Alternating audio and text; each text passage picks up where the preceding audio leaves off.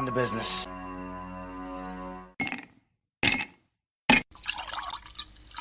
When he drinks, he thinks. That's the nectar of the gods, baby.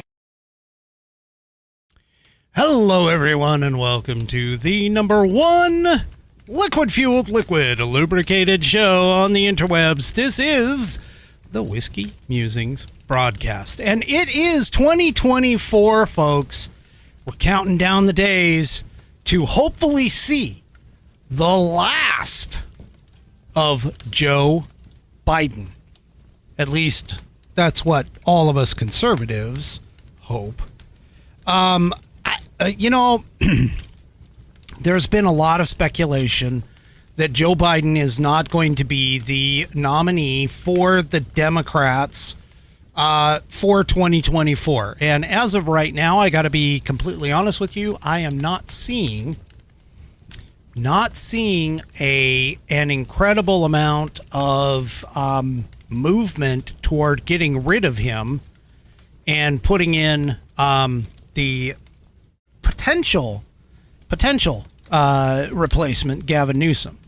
Got a little something on California tonight that, again, I mean, points out to, Gavin Newsom basically hopefully not taking over, not becoming a presidential candidate.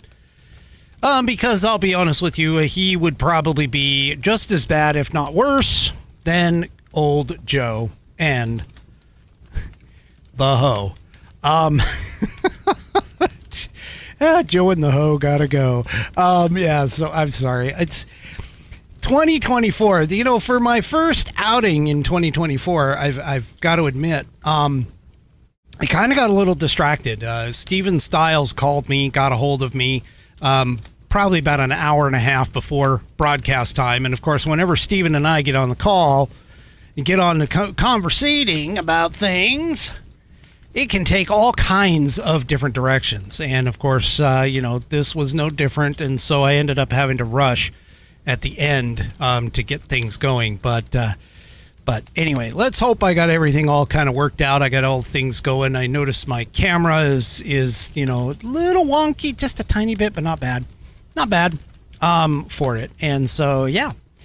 Okay. First things first, as always. Well, tonight, I think I'm doing this as a double because I think I did Saturday with this, but I want to make sure that you guys see it. This is a special release. This is the Walcott Kentucky bourbon whiskey, authentic Kentucky. What does it say? Kentucky made bourbon, Kentucky made bourbon. And so that's what I'm drinking tonight in, of course, my fantastic True Grit Roots Network tumbler, rocks glass, whatever you want to call it. I don't know what it's called. But anyway, so there it is. It is in there. That is the drink for tonight. I've got some good news for you Sean Parnell fans. I am currently going back and forth with Commander Melanie, getting something set up for Sean Parnell to come and be a guest on the show. Hopefully that'll be coming in the near future. And more details on that will come out as, of course, things progress. And we get closer and closer to that. For those of you that don't know, Sean Parnell is out of Pennsylvania. He has a show as well. He's also guest hosted with the Wendy Bell Radio Show, and he also has run for office for Congress and I think Senate in Pennsylvania. And he is a fantastic conservative. He runs the Battleground. Sean Parnell's Battleground is his show, and it runs from 5 p.m. to 6 Eastern time over there. And yes, I will need to get Jay Money back on the show. I saw that Music Man over on Rumble says, you got to get Jay Money back on the show. And I will see what I can do with that. Yes, Scott, over on YouTube, I do see you over there. So I know that there are some things that are weird going on. Like I've gotten multiples. We've got multiples happening over on Rumble in the chat and stuff like that. But anyway, Sean Parnell is where we are working on getting him onto the program, and I think that's going to be a fantastic conversation with a man who has been a great conservative. He's been operationally active in places like Afghanistan, and I kind of want to talk to him a little bit about that with that. So also, one other thing that happened is apparently I did get a breaking alert like right before I got on about the supposed Epstein list being released, and I've got a little bit about that on the show tonight, just in a few little bit. But before I get to that, of course, I got to tell everybody that it is Whiskey Wednesday. Whiskey Wednesday, of course, is like Taco Tuesday, but for badasses. And that is our mode of the operation for tonight. And, of course, over on Rumble, it is also Pantsless and Braless Wednesday over there. I don't know. They're not video, I'm telling you, and I'm not gonna tell you whether or not I'm pantsless, because that would be rude and weird. But that's what they do over there. So do yourself a favor. If you want to join in the party over there, head on over to Rumble, sign up for an account. It's free, and then follow the Whiskey Musings broadcast over there. All right. So now what we have is in regards to things that I talk about for those of you that are brand new to the show, because I have some people. It looks like I've got a few new people over here. So let me just tell you a little bit about my other endeavor called TGRN, True Grit Roots Network. TGRN is a digital radio station. We are currently pushing blues out, and you can come and check us out at True Grit Roots Network, TGRN.net. You can download our app and listen. It's all free. Or what you can do is find us in the Live 365 catalog of internet digital radio stations.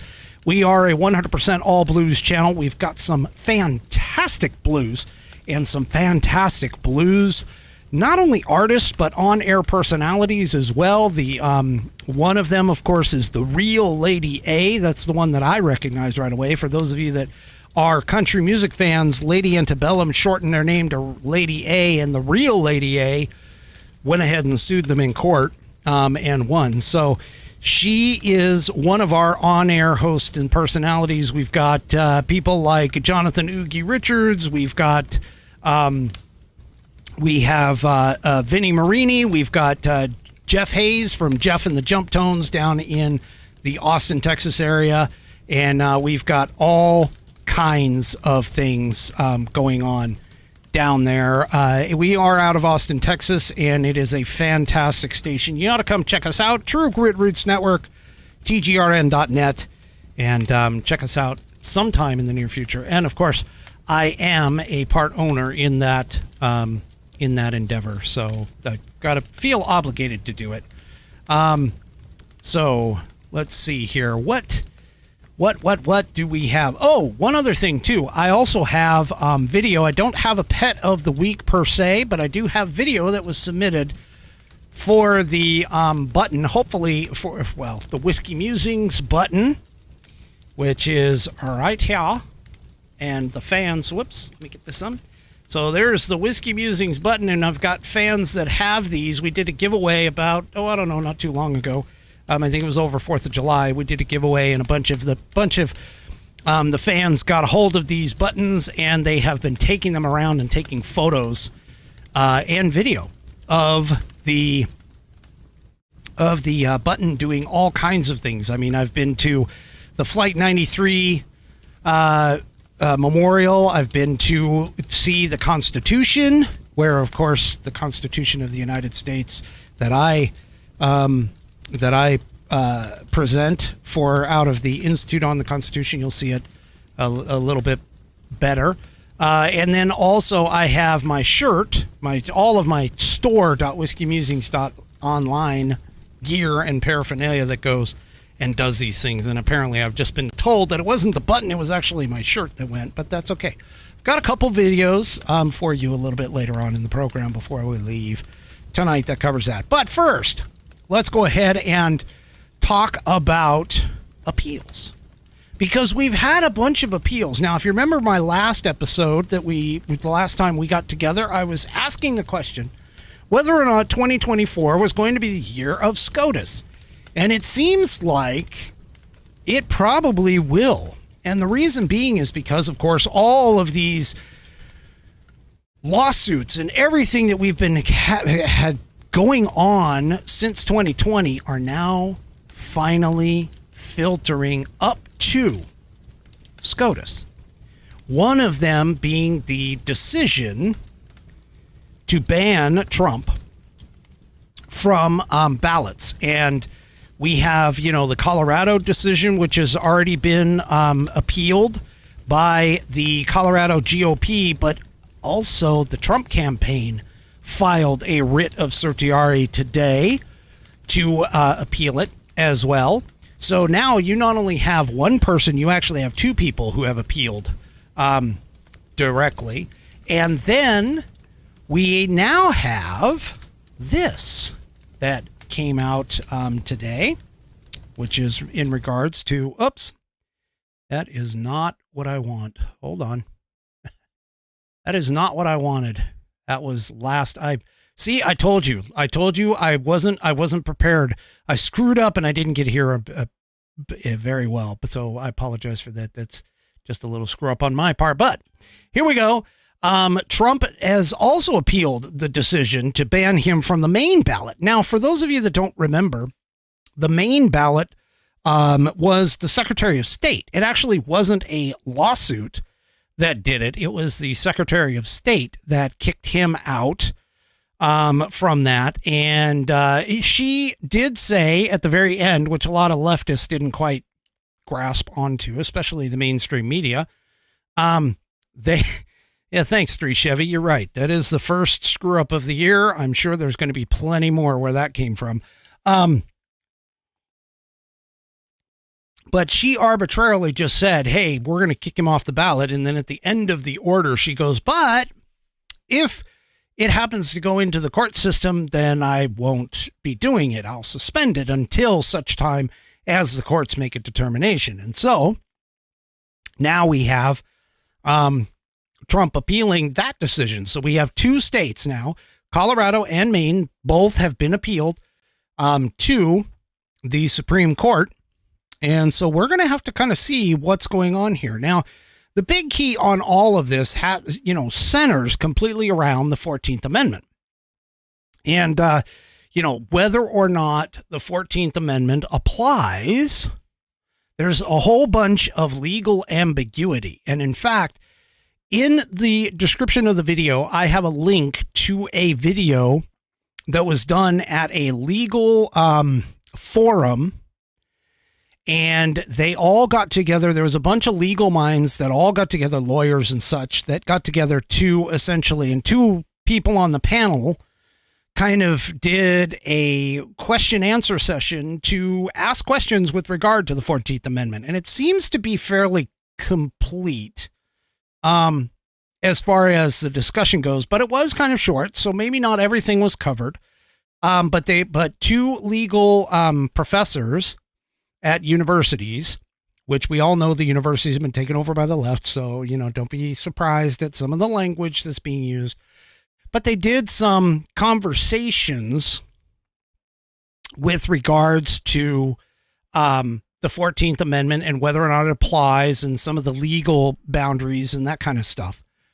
And so, that's going to be obviously a very, very big question. And of course, the left has been going off on this on social media. I've been correcting them because of mainly one reason, which essentially I've brought up multiple times, that January 6th was not an insurrection. Okay? January 6th was not an insurrection. And so one of the things that's going to happen, I think, if SCOTUS decides to not take the wimpy way out and punt to Congress, which they can because of Section 5, which basically says that Congress has to legislate the enforcement of the articles or the sections within the 14th Amendment. I talked about this on the broadcast before. But the thing about it is that we have to get a clear definition, a clear legal definition of what is a insurrection in order to be able to decide whether or not Trump actually participated in said insurrection, which, for those of you, again, who are here first thing, I'm just telling you right now, there was no insurrection. I've said it on social media, and I'll say it again. There was no insurrection.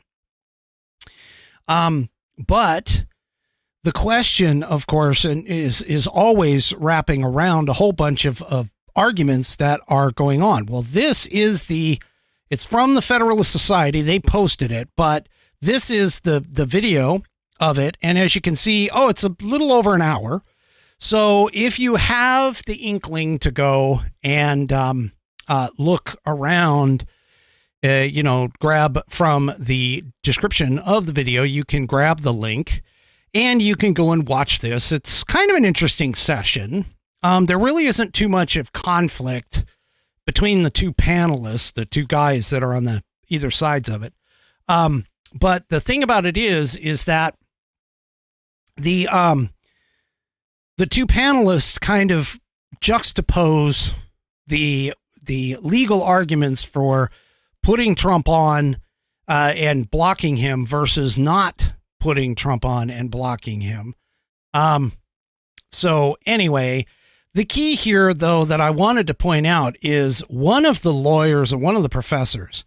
His name is Professor William Baude, or Baude, B-A-U-D-E, or Baude, however you pronounce it. But anyway, he goes through and he actually, in his first presentation, defines for us what an insurrection is.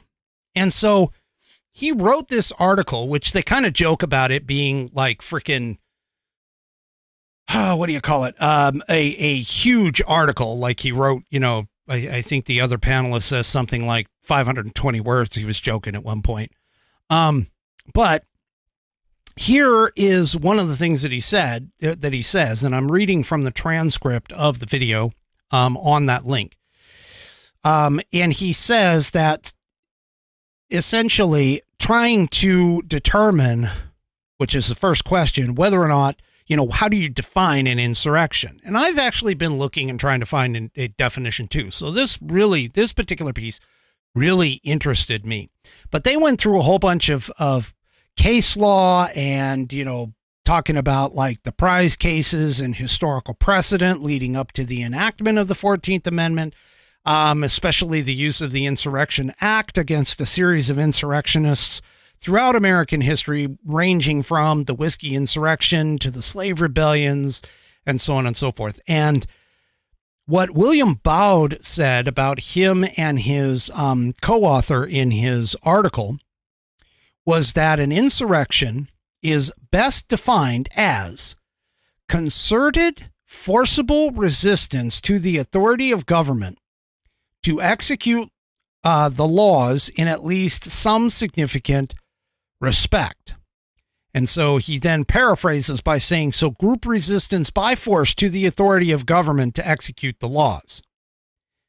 Now, if we just take just that definition, okay, if we just take just that definition, there's no way that January 6th qualifies. Somebody, you have to ask, it's like, okay, wait a minute. What would it be? Well, first of all, the word concerted is being used in the definition. And when I looked up the word concerted in the dictionary, in Merriam-Webster's dictionary, the first definition that comes up is mutually contrived or agreed on, and B is performed in unison. That's the first definition, broken out into an A and a B. A is mutually contrived or agreed on, and B is performed in unison, meaning that when it's a concerted effort, meaning that it is organized, it is planned, it is executed in such a way where everybody is doing the same thing, or doing maybe not necessarily the same actions, but the end goal is the same for everybody. And I think anyone who watches the videos on January 6th can say that that isn't what happened. We had several pieces and parts that are, riotous, that were people who essentially did things that they shouldn't have done. And then there is a majority who just basically walked into doors after having the doors opened by the police, walked through in between the velvet ropes, did whatever they could, to kind of see and take pictures and so on and so forth. They weren't actually doing anything to outside of what would be considered a normal walkthrough. And yeah, this is going to be really, really tough. And if, to be honest with you, I think that if the SCOTUS actually was to come to the same conclusion here and actually took up the question as to whether or not the insurrection was based on this definition, he'd be cleared in a minute. Now, whether or not they are going to take that on, as far as that goes, is questionable at best, because I actually think there's a couple other ways that they could go and essentially punt it to Congress. One of them being, of course, talking about Section 5, which I discussed at length in my last video, where the Congress has the authority to do it or has the authority for enforcement, and that they, through legislation, and they already created that legislation, which was 18 Title USC Section 2383, which nobody's been charged with, nobody's been tried for, and nobody's been convicted of that. So, again, this is probably, in my mind, this is probably going to be the biggest question on everybody's mind. And if SCOTUS were to actually rule like, say, Clarence Thomas was going to, he probably would say, well, there wasn't an insurrection, and therefore, this doesn't apply, and that's the end of it. And then he, as a part of that opinion, he would define what an insurrection is, which is essentially pretty much the actions that you saw during the Civil War. Even like the whiskey insurrection that they talk about, the whiskey insurrection which a lot of people call it the Whiskey Rebellion, was essentially a case where a group of farmers just didn't want to pay federal tax. They didn't try to take over the government. So if that's the case, then that's where the difference between like an insurrection versus a rebellion might be. Because a rebellion, according to William and his cohorts, essentially is an effort to overturn or displace the lawful government through unlawful means. That's what he came up with as far as the definition. But the reality of it is that there really isn't a good, clear legal definition, which is part of the conundrum that we're in when we're dealing with the 14th Amendment. Now, there are some questions as to whether or not, being the president, is he an officer of the U.S.? Does it even really apply because the presidency isn't really named? I honestly think those are like getting into the minutia that are potentially where the SCOTUS could go in order to decide to not necessarily rule on whether or not January 6th was an insurrection or not. But the reality of it is that, again, the biggest question on everybody's mind was it an insurrection? Now, I don't think it was. I totally think it was a riot. And in fact, the FBI agreed with us because of the fact that when you look at something that is a concerted, forcible resistance, that would actually have to indicate in some way, shape, or form that they had planned all of this. The FBI has already stated publicly and determined this is not, it wasn't planned, it wasn't arranged, it wasn't, predetermined. There was no action in terms of that basically what it was a riot. And not that I'm necessarily giving credit to the FBI, because we already know the FBI is really questionable in terms of things like domestic violent extremists going after, Catholics and Catholic churches, Orthodox Catholic churches and stuff. But the fact of the matter still remains that until that legal precedent or that legal question is put out there, that, this is not something that is going to be very easily defined. Now, during this conversation of this video, there was another spot where the other guy who is on the panel, Professor Michael McConnell, actually brings up what is essentially a really good point. And if you read the 14th Amendment, it basically states that, and as far as Section 3 is concerned, it bans someone from, quote, holding office. So if you really want to take the literal sense of holding office, that would indicate that all of this crap, and this is another possibility where SCOTUS could go with this, but all of this crap talking about keeping them off the ballot for elections and all of this kind of stuff, that would be a way that SCOTUS could actually punt it as well. They could basically say that, well, since Trump isn't elected yet, and technically he's not even been named as the potential candidate because they're still going through the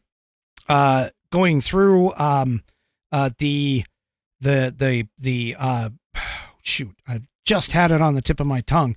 But they haven't even picked him as the candidate yet, the official candidate yet, that none of this really applies. And so you can't really put it on there because of the fact that he doesn't hold the office at the moment. And he, again, Professor McConnell goes through and kind of argues that. Now, granted, it's a bit of a weak argument, I'll admit, and even he admits that. But it's kind of interesting that, oh yes, thanks, Tree Chevy, the primary.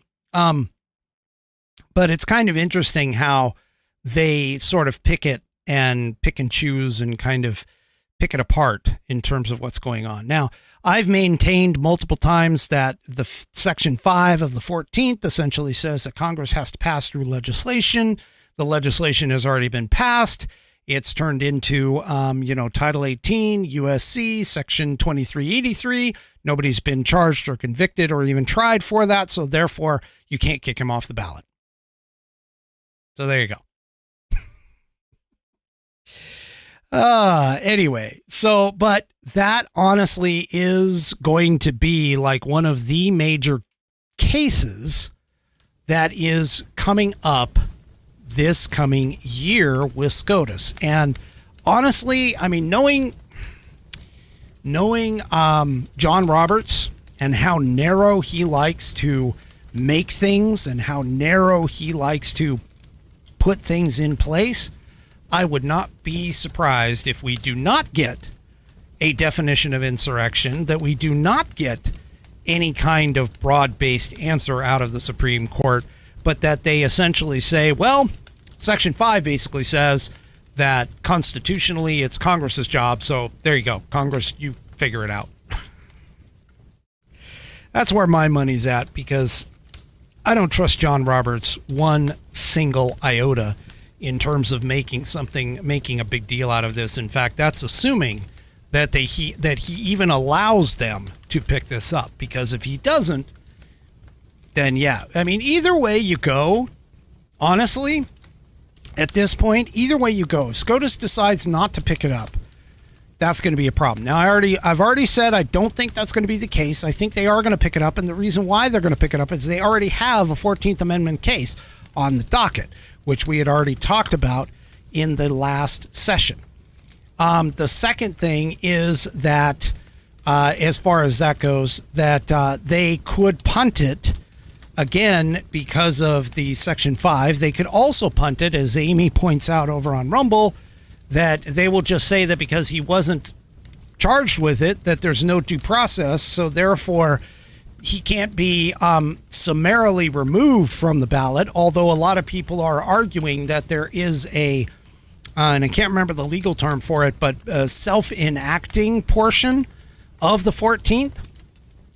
And basically that self-enacting portion doesn't necessarily require a guilty verdict of any way, shape, or form. And they would have some legal recourse, honestly, to call that out, because a lot of the people who were accused and originally blocked until Congress granted amnesty and removed the restriction during the Civil War, a lot of people, they just knew he or she, he in this case, was a Confederate soldier, led Confederate soldiers, so on and so forth. So there wasn't even really trials. It was just, the Civil War happened, and that is pretty much it. And that there's the trial.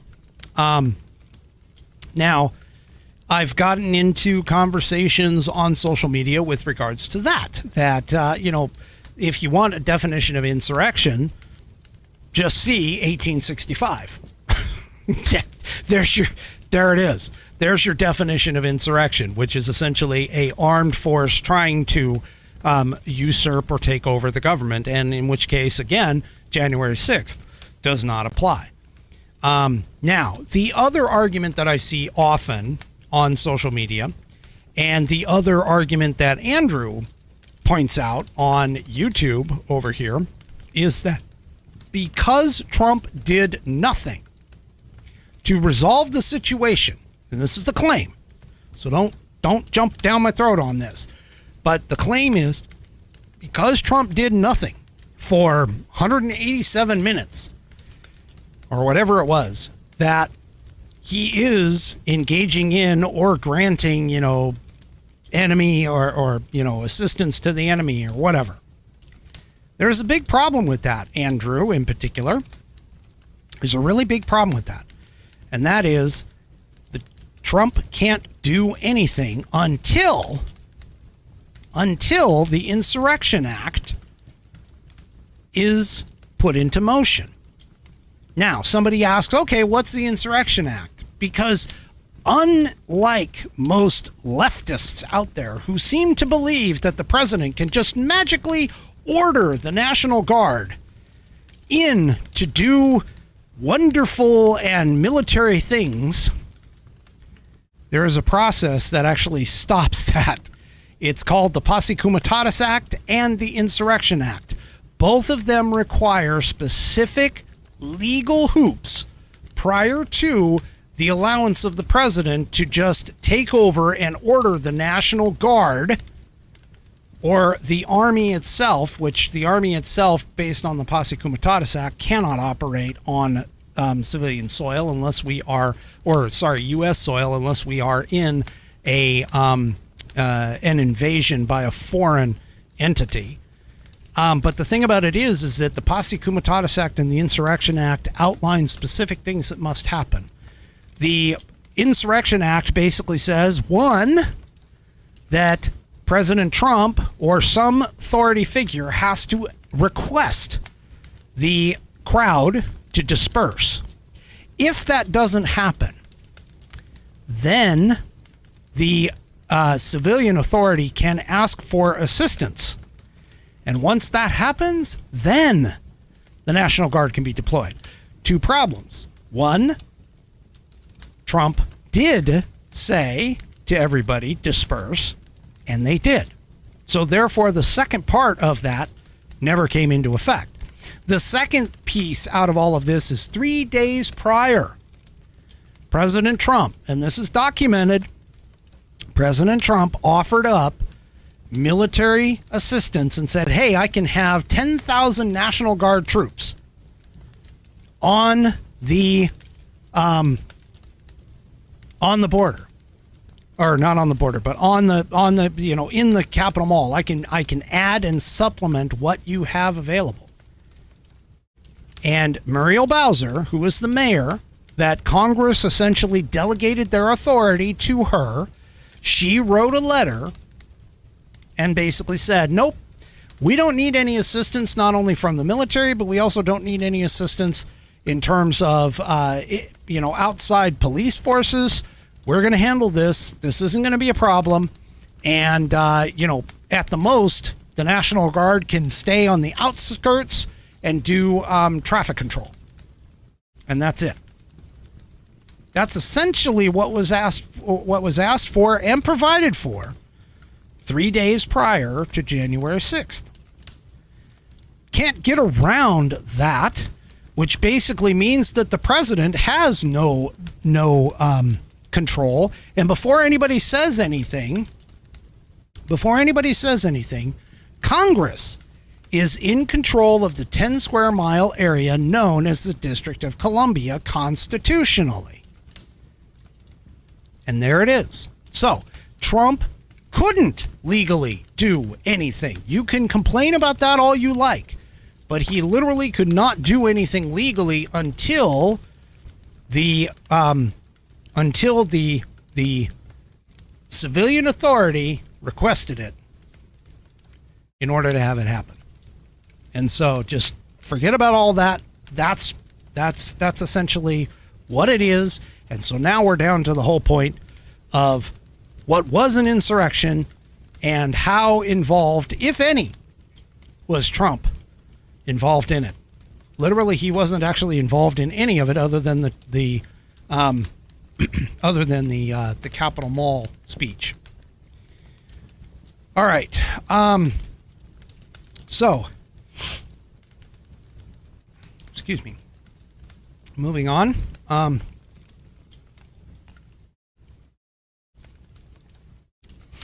The other thing that's happening, of course, is the 2024 election season is starting to ramp up a little more. And now we have some very interesting things that are going on. For an example, in the Washington Examiner, Biden team tries to make the 2024 contest about anyone but himself. President Joe Biden's team is taking on a strategic approach that pivots the spotlight onto former President Donald Trump's embattled record rather than solely focusing on the leading Democrat going into the 2024 campaign season. Toward this end, Saturday is the third anniversary of January 6th, which is part of the reason why I was talking about it in terms of the insurrection. But reportedly, Biden is going to make an announcement and a speech. Now, I am kind of wondering, and of course, as a part of that speech, he is focusing and going to focus on President Donald Trump and his being essentially a bad man. And all of the bad things that Trump has done and the MAGA Republicans. Now, somebody in the chat, let's see if you kind of can think where I'm going with this, but I seem to recall there was this thing. It was a speech that was done by President Biden. I'm trying to think here. Let's see. It was done in front of a historic monument. And that historic monument was set up in such a way that there was like this red light behind, this red light behind him. And, and he kind of got like really agitated and animated and threw his hands up and was talking about the extreme MAGA, blah, blah, blah. Yeah. How much do you want to bet it's going to be like that Independence Hall speech? I sincerely hope that, well, actually, no, I don't. Go ahead. The people setting up the speech, go ahead and throw that red background back up behind him. You might as well. I mean, it's already done it once, even though, to be fair, the entire Independence Hall was lit up in red, white, and blue, and they put the red right behind Joe Biden rather than the white. But the point is that they, go ahead, put him on there, because I guarantee you that guy is, if you even can stand to listen to his speech, I am absolutely certain that he is going to be talking about the extreme MAGA Republicans and how Trump is a Nazi and how he's a fascist and the Republicans are all fascists and all these other things that are running around. And I'll just get I'll just go ahead and get this, additional huge meme pack on my phone or for my phone in terms of, him looking like Hitler or Stalin or Mao Zedong. Oh, yes. So he's going to do a speech where all he wants to talk about is how bad and nasty and horrible Trump is. Like, that's going to create good optics. Okay. That's what they're going for, though. But you know what? Even those people, even the staunch Democrats are not, by staunch Democrats, I mean typical Democrat voter base, okay? They're not picking it up.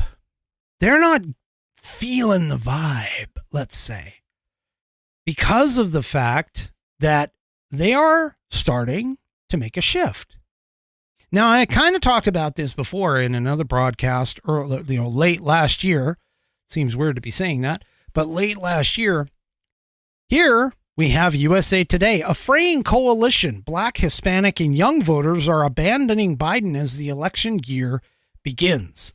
In a new USA Today Suffolk University poll, Biden's failure to consolidate his victorious 2020 support has left him narrowly trailing Trump.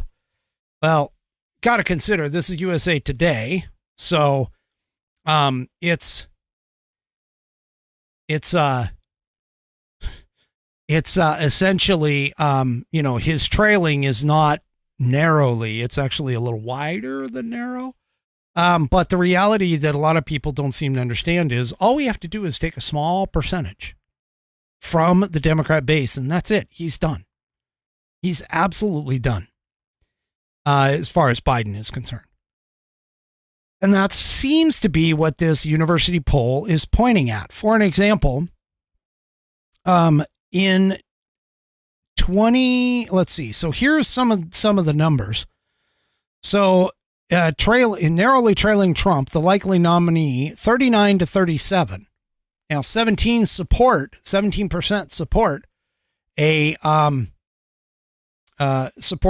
unnamed third-party candidate. So that whole thing where they were talking about the third-party candidate was going to pull from Trump, like RFK Jr. Oh my gosh, RFK Jr. He's going to pull from Trump supporters, and that's going to, if he runs independent, that's going to kill Trump. Well, it's not necessarily showing up that way, because Biden is actually losing more support than Trump, according to the polls that are coming out. Now, you and I both know polling is a very tricky business, and it's a very fluctuating business. This past several years has been really questionable because people have gotten, the pollsters have gotten crap completely wrong. But that being said, here's some of the problems. The typical black base, for an example, 1 in 5 black voters are now talking about supporting a third party candidate in November. Now, the black vote has been staunchly Democrat. If they start moving away even to an independent, that's going to be a bit of a problem for Joe Biden. When 7 candidates, according to the poll, when 7 candidates are specified by name, Trump's lead inches up to 3 percentage points. He goes from a 39-37 split to a 37-34 split, with independent Robert Kennedy Jr. at the top of the third-party candidates at 10%. So here's one of the things that is going to be kind of interesting. If we see support going to third-party candidates, and one of the two top candidates, the Republicans or the Democrats, don't get enough electoral college votes, in other words, they don't reach 270, we could end up looking at a situation where the House gets to decide the president. That would be travesty and would be very scary.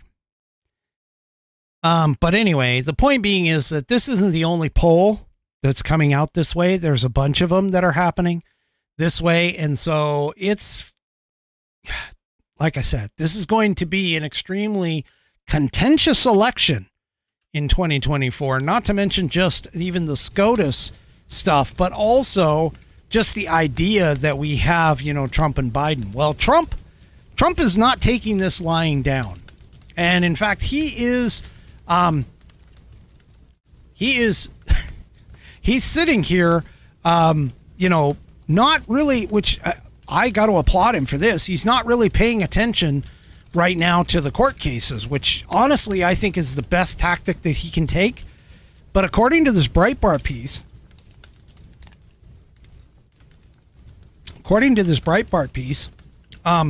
he plans on getting aggressive. Now, he talks about an aggressive expansion of the electoral map. That's what's in the title, the headline here. But the thing about it is that he plans on making heavy plays for staunch Democrat states like New York, New Jersey, Virginia, New Mexico, and even Minnesota. Trump has announced these plans that he is pushing to get into some of these Democrat states. And I got to be honest with you, in places like New York, where they're getting tired of all of the illegal immigrants coming up there and taking up all of their city services, and you have places like New Jersey, where I've heard that the illegal immigrants are actually being bused to New Jersey now rather than just New York, and they're taking the trains into New York because New York is saying that they won't allow the buses in. Mayor Eric Adams has said, we're not allowing the busloads of immigrants to come in anymore. And then, of course, you've got Minnesota. And Minnesota is where people like Ilhan Omar and Rashida Tlaib are from. Minnesota is a very, very blue state. Now, why would he be going after Minnesota? Well, very well could be because of the whole Biden support of Israel. Now, what's really weird about that is the fact that Trump has actually been the most supportive of Israel in recent years. I mean, he moved the embassy into Jerusalem when he was told not to. And so that's kind of an interesting play, considering that there is a huge Somali presence, immigrant presence in places like Minnesota and Michigan and that kind of place, that kind of stuff. So it's going to be interesting to kind of see how this plays out.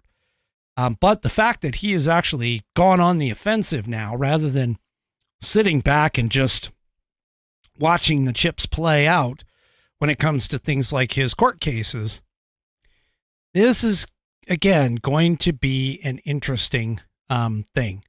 And according to Buddy over on Rumble, Trump is planning a Madison Square Garden rally, which actually wouldn't surprise me any. I mean, that's right in the middle of New York. Might as well, right? So this 2024, I'm telling you, 2024 is shaping up to be a very, entertaining year. Very entertaining year. Now, we had talked about when I first opened up, I had mentioned how the Jeffrey Epstein logs, flight logs or lists or whatever are being released today. What is actually happening? Because, of course, the mainstream media can't tell you the truth in their freaking headlines. Because if they did, they would actually do all kinds of, other stuff. But the fact of the matter is that what is being released is names that were part of a lawsuit that was brought by one of the victims of Jeffrey Epstein. And so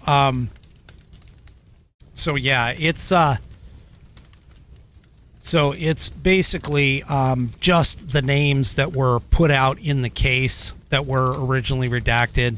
And there's a couple names that are probably not going to come out. But it is not by any means, I'm just going to say, it is not by any means the full Epstein client list.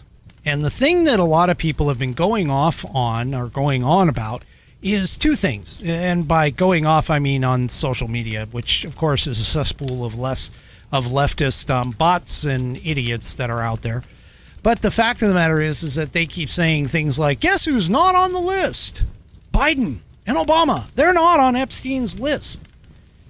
And I keep pointing out to them, slow your roll there, homies, because the reality of it is that we don't have the client list out yet. This is just a release of names that are part of a court document or court documents. That's it. And a couple of them are still retracted. They're still going to be, redacted. They're still going to be redacted. So these are known associates, of which, yes, Trump is a known associate of Epstein. They hung around and did the Epstein thing, flying from Florida to New York. They hit the same kind of parties and stuff like that. And in fact, they actually were at Mar-a-Lago together several times. They ran in similar circles, etc., etc., etc. And the thing about it is that a lot of people don't seem to understand is that while Trump was friendly with Epstein and possibly even did some business together with him, Trump also has had several reports where he did things like this. And this was published in August 4th of 2020, but CNBC saying that there was a book that came out where Trump banned Jeffrey Epstein from Mar-a-Lago after Epstein hit on a member's 14-year-old daughter. And so what he went ahead and I guess the book is titled The Grifters Club, but he went and banned Epstein from it. Now, the thing about it is that also that the left doesn't seem to understand too is that, again, all of these upper echelon folks, they all know each other. It's a freaking small world. They all know each other, just like podcasters. Generally speaking, those who are in the upper echelons, they all know each other. Same thing with any kind of industry organization. They're all aware of one another. They just are. That's the way the world works. Now, Donald Trump is also on video talking about how Jeffrey Epstein and Bill Clinton spent a lot of time together. There is also information out there that Donald Trump went and helped one of the investigators, and here this Daily Caller points it out.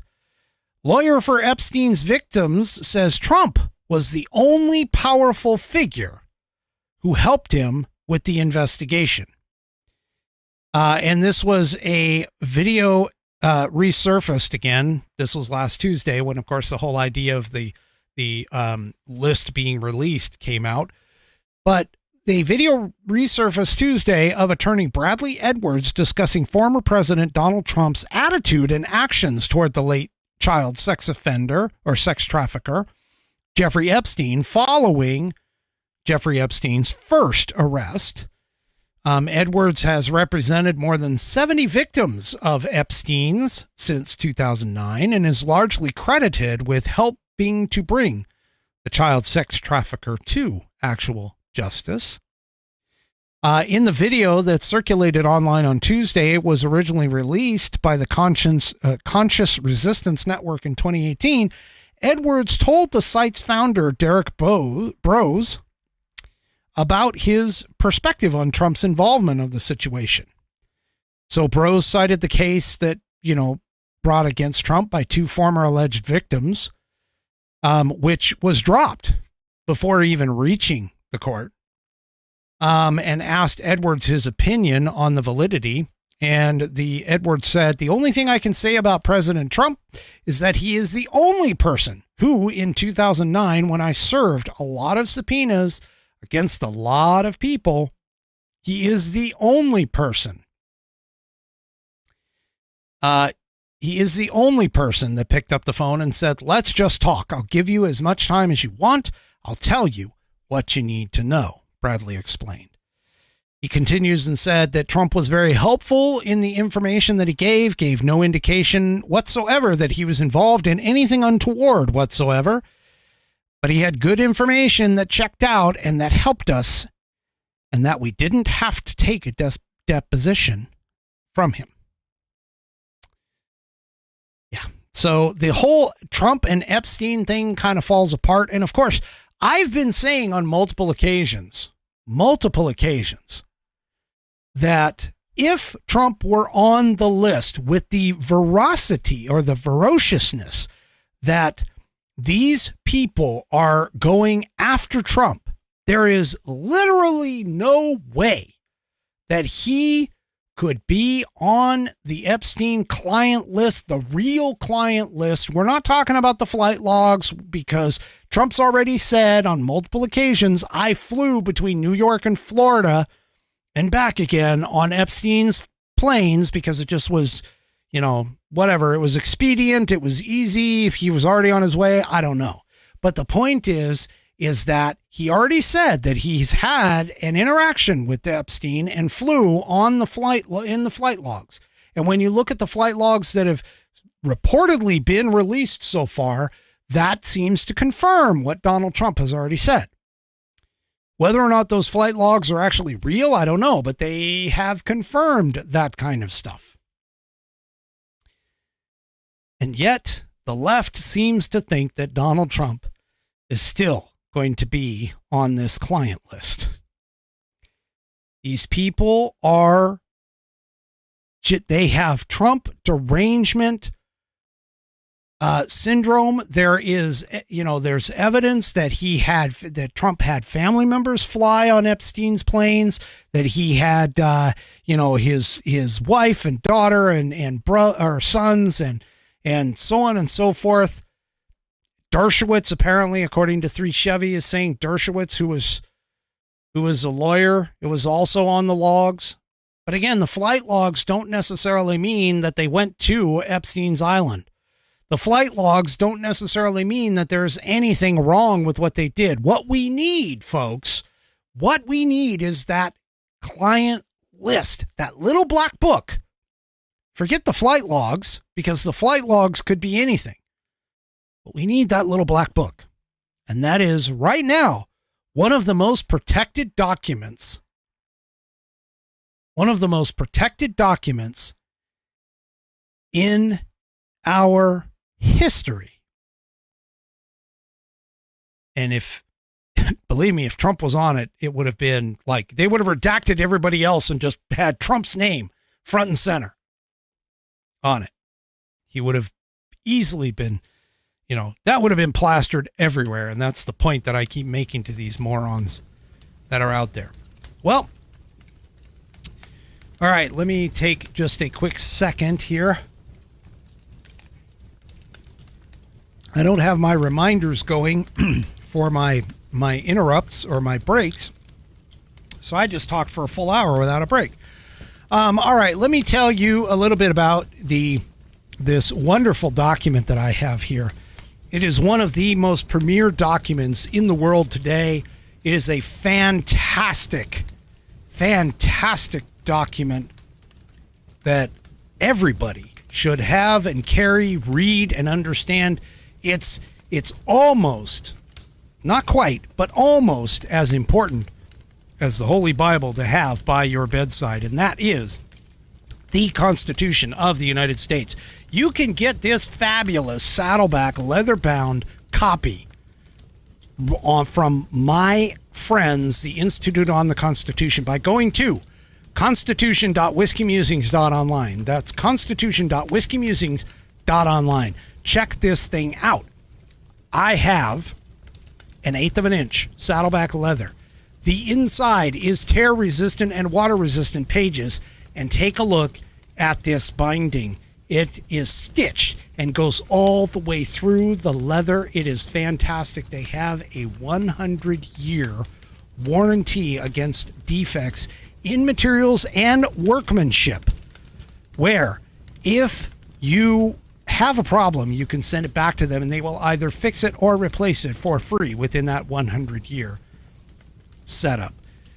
It also has, according to my fans over on Rumble, thick rounded corners.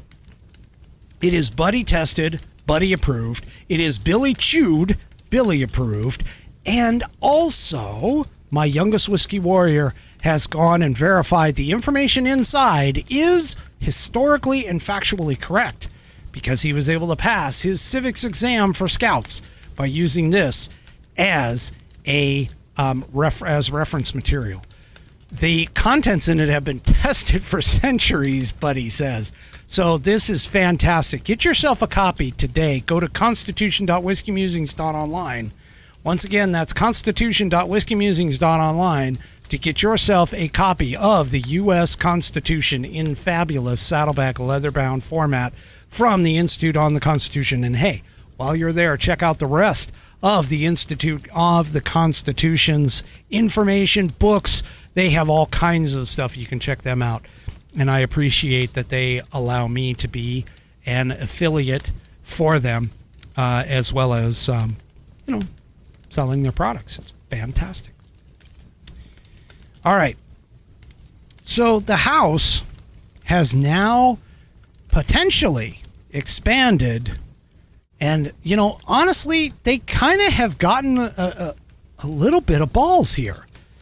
So all this time we've been talking about the border crisis. We've been talking about, the border being open and the Biden administration saying it's closed.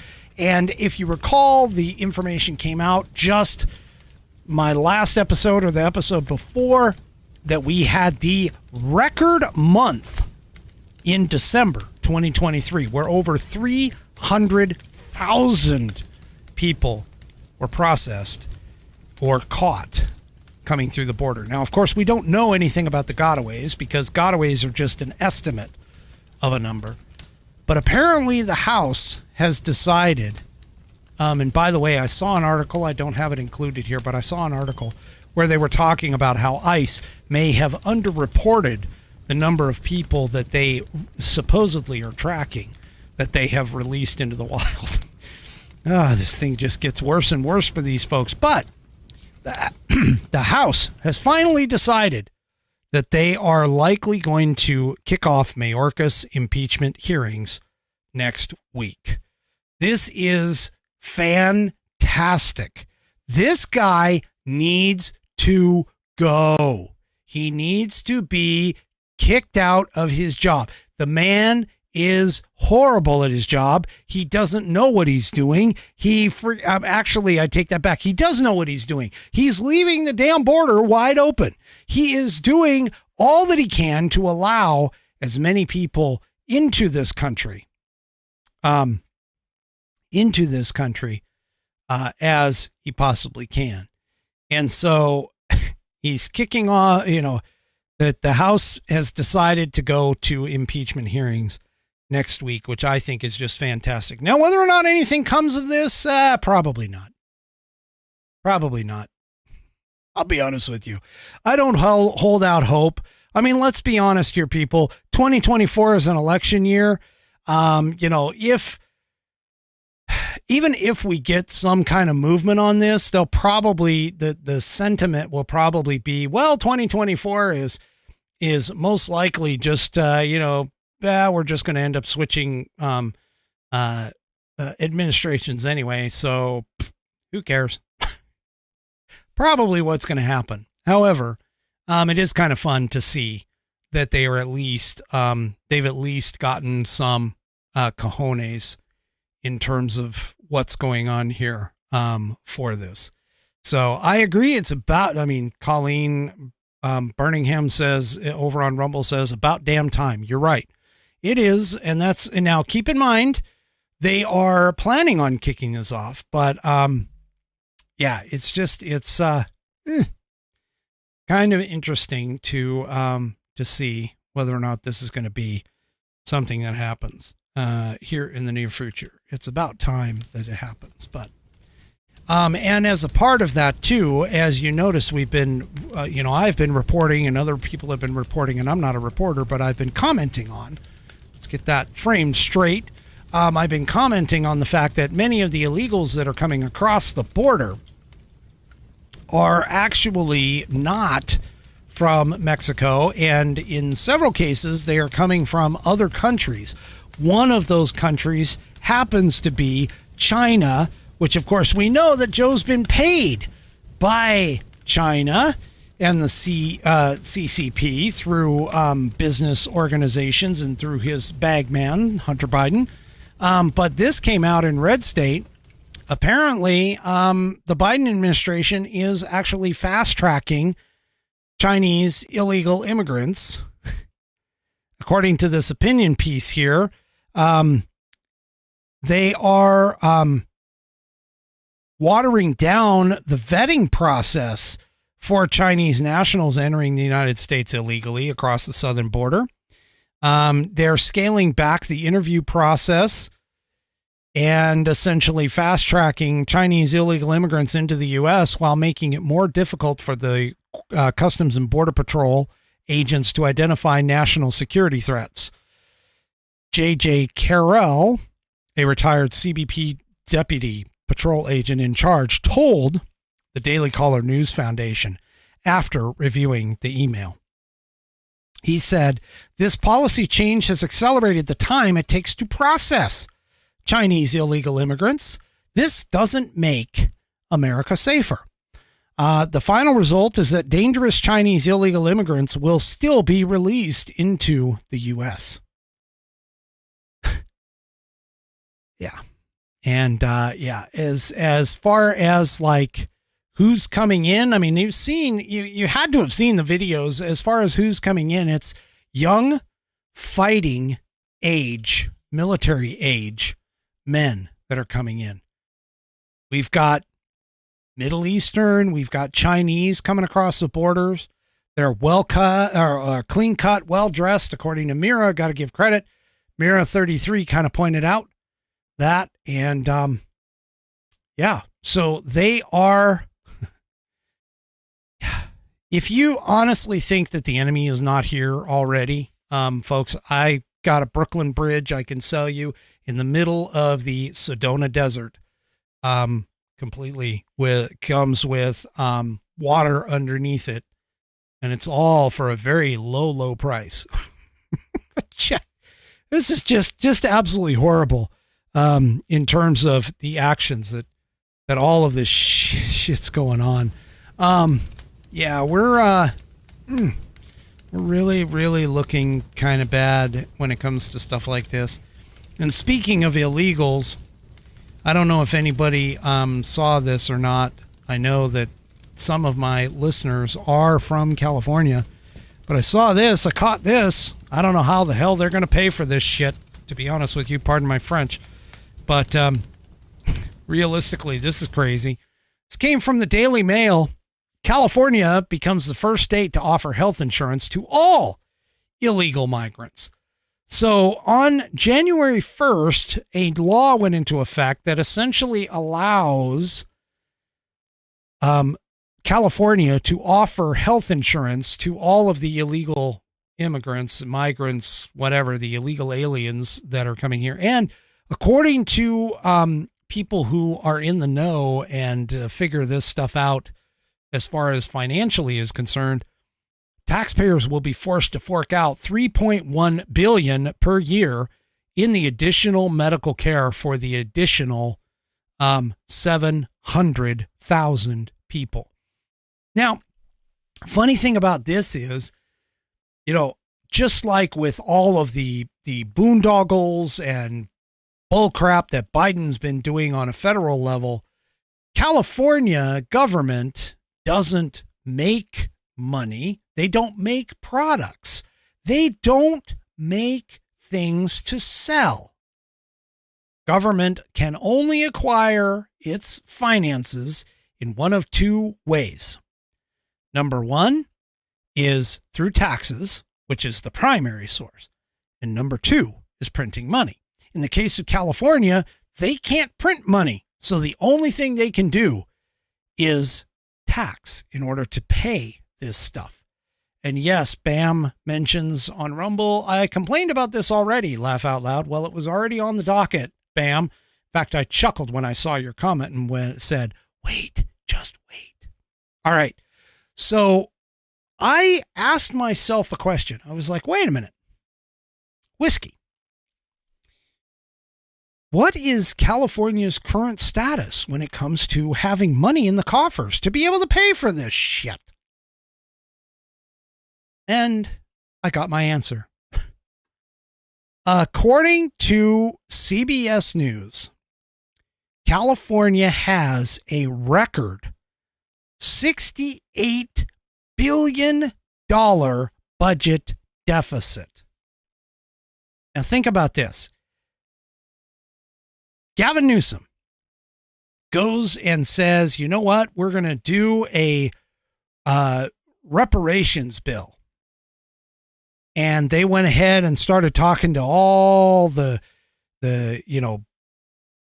African-American, black, however you want to call it, all of those people and said, hey, we're going to give you guys money. In fact, I want a commission. This is what he did last year. I want a commission to put together. I got to figure out how much is proper for me to go ahead and pay for all of that. Well, they put the commission together. They wasted a whole bunch of money and a whole hell of a lot of time on it. And it turns out that now that commission is defunct because of the fact that they can't pay for it. Gavin Newsom, took it away, broke it all down, made a whole shite ton of promises, broke it all down and said, okay, we can't do that because we don't have it. The reparations, the whole reparations thing got shot down. Now, you recall in middle of 2023 how that was like the biggest thing. Yeah, everybody, San Francisco is doing this. California is doing this. We should all do that. Yeah, that isn't going to happen. Well, now we have this wonderful, illegal, medical taxpayer-funded thing, which is going to cost the taxpayers $3.1 billion in addition to their already $68 billion budget deficit that they have going on. Democrats, I'm telling you, if you want to vote to drive yourself into financial ruin, go ahead and vote Democrats. They have no freaking clue what the hell they were doing with money. And they sit and complain about all of the, tax cuts for the rich and how, they claim that the rich need to be taxed more and so on and so forth. In fact, speaking about that, there was an article that I saw today that Jeff Bezos is actually leaving Seattle and potentially taking the Amazon headquarters that's here with him to, of all places, Florida, because of all of the taxes that Washington has kicked in. The state of Washington has kicked in and the city has kicked in with all of this stuff. And then also another article that I saw when it comes to taxes, we have a carbon tax here in the state of Washington that our governor idiot, aka Governor Inslee, put in place. And supposedly he actually went and said that he knew he told somebody, or somewhere, somehow, somebody found out that he actually knew that that whole carbon tax thing, even though he claimed it wasn't going to add any money to the gas prices, he actually knew that it was going to. Do not trust. Well, first of all, don't trust any politician. That's number one. But especially do not trust Democrats. Because while Republicans may not be the answer to your problems, Democrats are most certainly the cause of them. And I have to give credit from that and a hat tip to Dan Bongino for that statement for absolute certainty. All right, so let's see. What's a couple other things? World-wise, I've kind of been staying focused on the U.S., but world-wise, the Washington Examiner came out with this, and man, I'm telling you, you have a weak guy in the Oval Office. You have a weak guy on the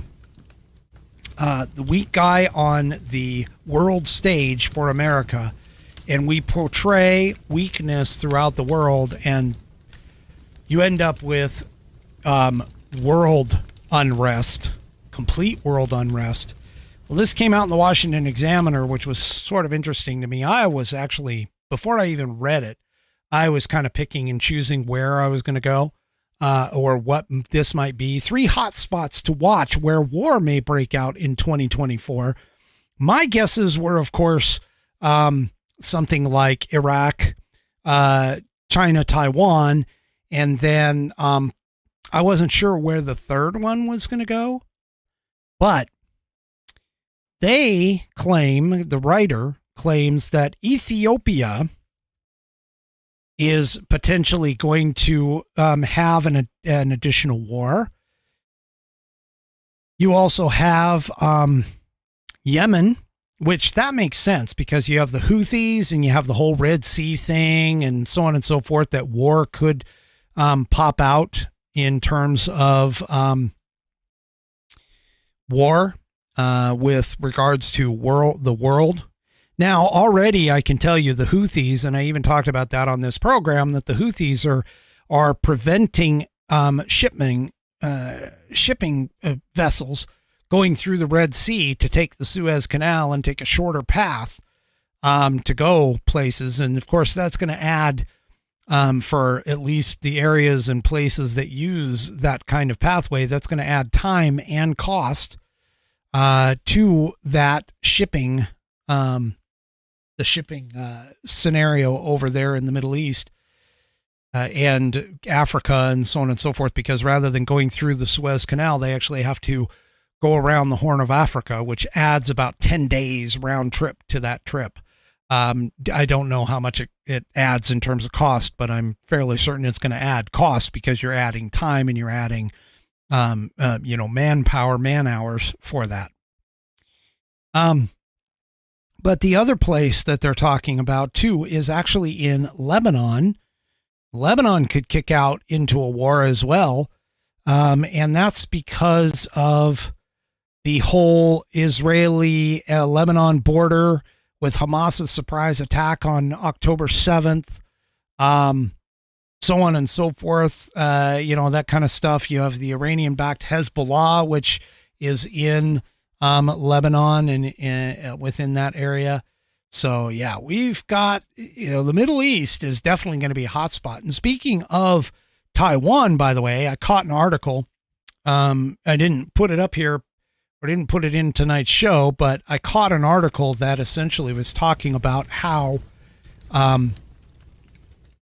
Taiwan and the Taiwanese are the majority of them. And this is based on a couple of different factors, but the majority of them do not think of themselves as Chinese, even though officially Taiwan is still a Chinese, a part of the Chinese country or China country. Taiwan, especially younger Taiwanese folks, essentially do not identify as being a part of China. In fact, the whole idea of reunification with China is, for the majority, is a no-go. They don't even want to do it. And so if China decides that they want to take over Taiwan, it's not going to be as simple as a quick unification. My guess is that the Taiwanese will make it a fight. And so that's going to end up being a part of the problem with regards to, as I've mentioned on this program on multiple occasions, with regards to things like chips and that kind of stuff. And speaking of chips, again, I just want to remind you, the whole CHIPS Act is a smoke and mirrors campaign because of the fact that even though we're building a big facility down in Phoenix, Arizona, those chips are not set up to be able to be packaged and finished here in the U.S. for shipment. They actually have to take the byproduct of that facility and ship it over to Taiwan to finish it off and get the final packaging, the final processing, and so on and so forth. So even though the CHIPS Act is, somewhat of a win, as I pointed out, that's a Biden loss because we're not finishing them here. We're not able to buy them here. We actually have to ship them back over to Taiwan and then, of course, re-import them after they get completed in terms of processing. And it's not just us that's worried about war and that kind of stuff, but, the whole thing about the Paris Accords and the Iran nuclear enrichment deal and all of that stuff that Trump pulled out of, that Biden added or put us back into. Well, now one of our allies, not saying that they haven't done this before, but now one of our allies, France, is extremely concerned that Iran is near to having a nuclear weapon. Now, I know we've been talking about this whole thing, for many years. Iran's been close to having a nuclear weapon, so on and so forth. And, so I take this a little bit with a grain of salt, but keep in mind that we're getting closer and closer. But when you add this to the heating up of the Middle East in terms of places like Yemen, for those of you that don't have a good geographical thought process, Iran is not that far from Lebanon, Israel, Yemen, Qatar, all of these places. And so the Middle East is starting to get heating up, not just from the heat that's over there in the desert, but they're heating up politically as far as things like World War and potential wars over there. And so the United States is trying to, tamp it down. We've been sending a bunch of assets over there, which is going to be a bit of a problem, but we're sending a whole bunch of assets over there if, China decides to do something. Yeah, we're just going to get stretched thin. You tie that to all sorts of things like our recruitment numbers and the whole, the announcement by that Air Force, I don't even know what to call her. Just call it her, him, whatever. I don't even know what to call them. But the whole idea that, gender norming or whatever is like the most national security issue. I take offense at that, but, whatever. Anyway, did this whole talk on it and with regards to it. And yet we're not even focusing on doing things like getting our recruitment numbers up and getting our, and paying attention to things that actually matter, such as being able to fight and being able to win. And we have crap like this going on all around the world. I mean, we are in some serious trouble here, folks. I'm telling you. And this is not going to bode well. 2024. I'm telling you. I know I've mentioned 2020 was an important one, but I'm telling you, 2024 is a really important election for voting. And speaking of elections, just really quick, I want to throw this out before I go on to the videos. This is the last thing that I want to say, but there was a Trump posted this on Truth, and also a couple other people posted it on X. But there was a anonymous report, 32-page report that has come out with regards to election fraud in the 2020 presidential election in the swing states. Now, keep in mind this report, because it is anonymous, it hasn't been verified by a lot of people. But I'm going to toss it out there, and I want you guys to be aware of it because of the fact that all of the sources that are inside this report have come from publicly available information. They cite all of their sources, and they break down how the 2020 presidential election in the swing states, and they go state by state, by the way, have election fraud. As you can see here on the title page, they break down Georgia, Wisconsin, Pennsylvania, Arizona, and Michigan. I have only skimmed through the Georgia one, but I really think it is a potential good read. You do need to take it with a grain of salt because, again, it hasn't been verified by anyone, and it was submitted anonymously, so we're not entirely sure about the veracity of the individual who wrote it. But again, all of the information involved has been cited and is from publicly available sources. So this, if true, and can be verified and tossed into the Georgia election claim in particular, with regards to, Fannie Wilson in Georgia, I think this might throw some things for a loop overall when it comes to all of the election cases and everything else that's out there. All right.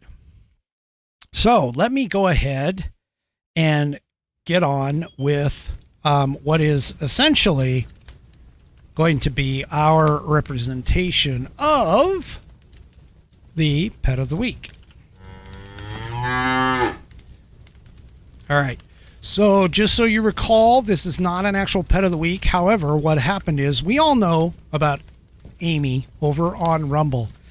She has dogs that she does events with, many events, fantastic events. And she really gets into it and stuff like that. And she took a couple videos of me running with what they call barn hunts. Now, a barn hunt, basically, to kind of give a quick overview, and of course I'm hoping that Amy is still online and can tell me if I'm right or wrong, but basically what they do is they put rats inside these tubes to protect them from the dogs, and they hide them in straw bales throughout the structure that is considered the barn. And you will release the dog, and the dog has to go and find, it's a timed event, and they have to go and find, I believe it's 3 of these rats within a certain amount of time. And she has one of the top rated ribbon winners in this event. And so here is she's got 2 videos here. So let me go ahead and bring this up. Hopefully this is going to play properly. I didn't test this beforehand, but this is Amy and her dogs doing a barn hunt with some Whiskey Musings logo gear. So check this out. Oh, she says 1 to 5. So you have to find 1 to 5 rats in 4 minutes and 30 seconds. So the dog has to sniff out the rats and find them. All right. So let's take a look at this with this video. Like I said, I haven't played it yet, so I'm hoping that it'll play for us here. Going to take a second. Oh, here we go. Oh, wow. That didn't take long. So that apparently was just a picture of the pin on her hat. So now let's get to the actual video. So here she is in a stunning Whiskey Musings. Oh yes, Tormenta is the #1 turf. That's the dogs breed in the barn hunt. She is number 1. All right, so here's the video of the barn hunt. You can kind of see how the obstacle course is set up, and she's got to hunt out the rats. So here we go. As soon as it...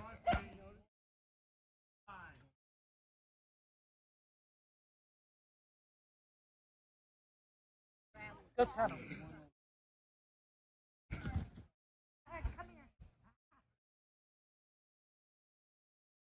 Right.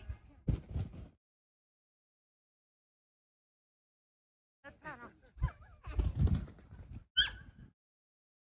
Up. The tunnel. Oh yeah, I'll take that tunnel. Go on. Good girl. You had to do the off course, didn't you?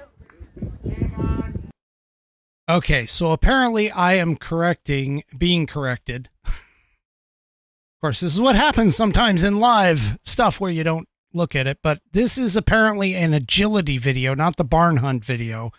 But as you can see, I have, we have the Whiskey Musings gear, so I was there for it. And this is apparently not Tormenta, but this is actually Ellie, the grand doggy of the aforementioned Tormenta. So this is agility, and it's just fantastic. I don't know if you've ever seen some of these on like television and stuff, but it's just fantastic. How well trained these dogs actually are with the with their just. I mean, I had a dog, Jake, that was he's a yellow lab. And I was going to do agility with him, but I ended up not being able to have the time. It takes a lot of time and energy to put into these animals and put in the training. And, of course, you heard the voice commands, so on and so forth. And it's just incredible. I mean, I appreciate and applaud all of the work that goes into it. And you have to have a dog, honestly, that is just fantastic in terms of having a great prey drive.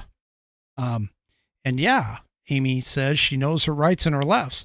My guess is that she knows them better than Democrats do. But anyway, so I thought I'd bring that to you. She submitted that here not too long ago just to let me know where I stand in terms of running with the dogs. And that's fantastic. Thank you very much for sharing that with us. And I will go ahead and put that in the archive. Do me a favor. If you would like to have your pet featured on the Pet of the Week segment, you can send it in to me at fans, F-A-N-S, at whiskeymusings.online. That's fans, F-A-N-S, at whiskeymusings.online. And you can also submit your questions for whiskey, which is the segment that I do at the end of my Saturday night show, generally speaking. And I have no question right now. So if you have a question for whiskey, I think I saw one from 3 Chevy that I think would be great if you would submit it in the chat. I didn't get a chance to answer, but go and send that also to fans at whiskeymusings.online as well. So just put in the